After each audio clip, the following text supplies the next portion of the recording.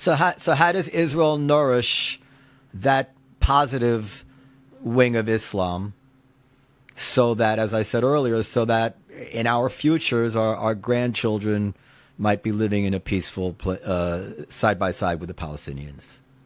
The one thing we can do, and it's the only thing we can do, we can't socially engineer them. We're not smarter than them.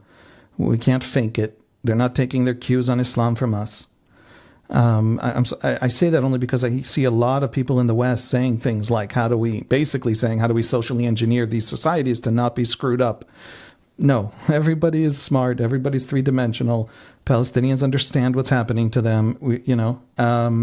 So do Israelis. None of us are idiots. But I think the one thing that is in our power to do is that when that hand is offered, to take it and to say, you are who you are, we are who we are, we can live here successfully. And if we don't do it with them, then certainly a great deal of the problem is with us. And has Israel been guilty of not doing that? They were in a coalition for a year and a half.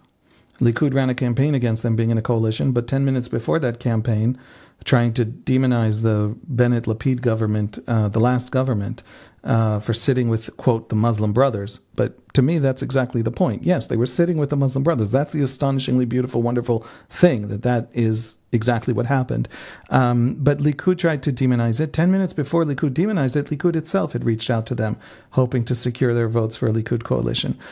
So the impediments are entirely political.